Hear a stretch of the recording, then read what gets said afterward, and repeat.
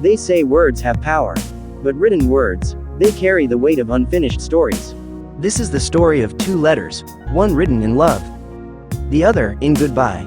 A story of Nneka and Tunde, a love separated by time, fate, and choices. A story that took a lifetime to unfold. Nneka met Tunde when she was just 16.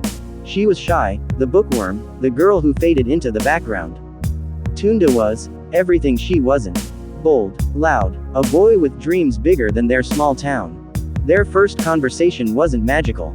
It was awkward, filled with nervous laughter. But sometimes, magic grows quietly. For months, they passed notes in class.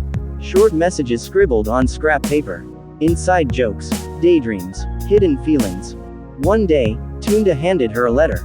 Longer than usual. His handwriting shaky. Inside, he wrote, "I like you, Nneka. More than just as a friend. If you feel the same, meet me under the mango tree after school."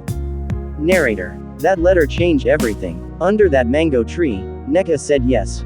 And so began a love story of stolen glances, shared books, dreams whispered under the stars. For years, they were inseparable. But life is never simple.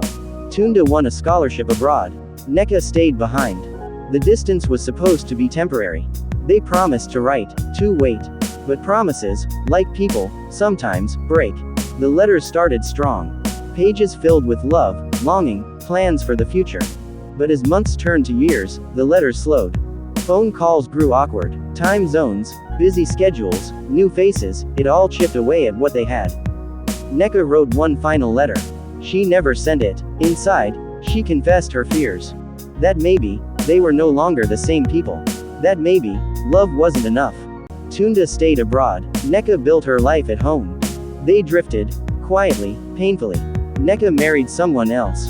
It wasn't love, not the kind she had with Tunde. But it was stable, predictable. Decades passed, children grew, gray hairs came, and still, that unsent letter remained. It had been 35 years since they last spoke. At a bookstore in Lagos, Nneka browsed the shelves.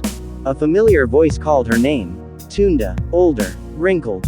But his eyes still held that spark. They talked for hours. Laughed, shared regrets. Tunde never married. He confessed, he never stopped writing letters. Letters Nneka never saw. Before they parted, Tunde handed her one last letter. Inside, he wrote, "If I had one lifetime, I'd spend it loving you. But we've already spent that lifetime apart. Maybe, in the next one." Tears blurred her vision, but there were no more words to say.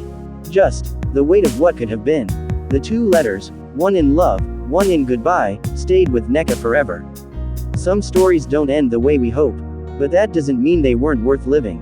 Hold your letters close. Say the words while there's still time. Because love delayed is love that may never be.